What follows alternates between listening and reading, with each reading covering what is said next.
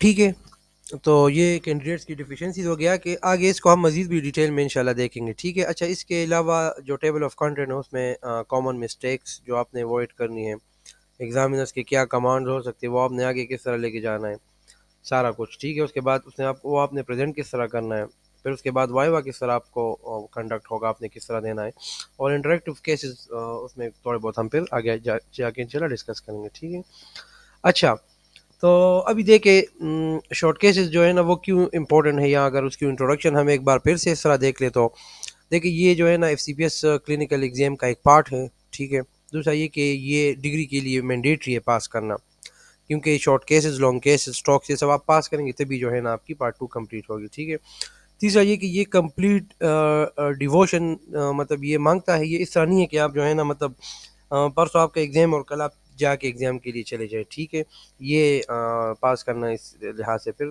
Possible نہیں ہوگا. ٹھیک ہے، اچھا پھر یہ کہ یہ ایک پریکٹیکل پریپریشن مانگتی ہے، مطلب یہ نہیں کہ آپ ہیپ ہیزرڈ پریپیئر کر لے کہ بس وارڈ چلے جائے اور رینڈملی جو ہے نا پیشنٹ دیکھیں، نہیں، یہ آپ نے فل پریپیئر کرنا ہوگا اس کے لیے.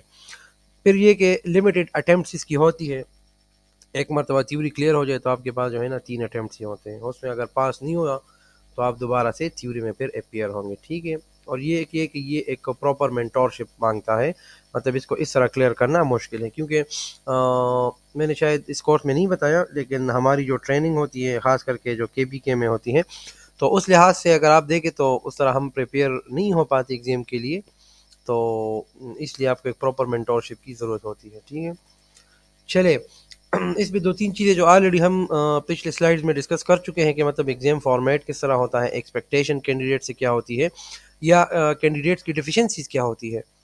تو وہی ڈیفیشنسیز اگر ہم لے کے چلے تو انڈائریکٹلی وہی جو ہے نا وہی کامن مسٹیکس ہوگی جس کو آپ نے ایوائڈ کرنا ہوگا.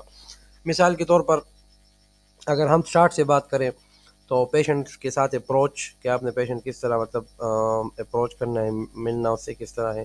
دوسرا یہ کہ جو کمانڈ آپ کو دی جاتی ہے وہ آپ کس طرح کمپلیٹ کرتے ہیں. بعض کینڈیڈیٹس اس طرح کرتے ہیں. خیر آخر میں پھر ہم اس میں کینڈیڈیٹس کی جو مسٹیکس ہوتی ہے وہ بھی انشاءاللہ ڈسکس کریں گے، جس سے آپ بہت کچھ سیکھیں گے.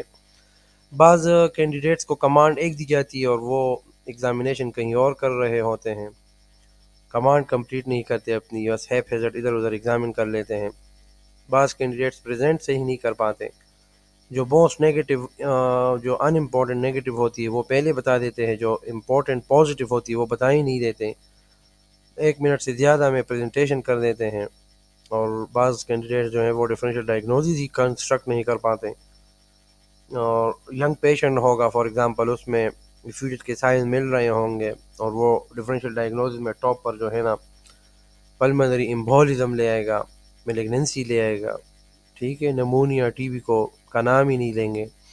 تو یہ کچھ مسٹیکس ہوتی ہیں، یہ کامن مسٹیکس ہوتی ہیں، یہ آپ نے اس کے ساتھ جو ہے نا اس میں ایوائڈ کرنی ہوگی. ٹھیک ہے، یہ انشاءاللہ جب آپ کورس کرتے جائیں گے ساتھ ساتھ میں بتاتا بھی جاؤں گا کہ اس میں کیا کیا مسٹیکس آپ نے ایوائڈ کرنی ہے. ٹھیک ہے، اور یہ تو اس پورے کورس کا ایک انٹروڈکشن ہو گیا.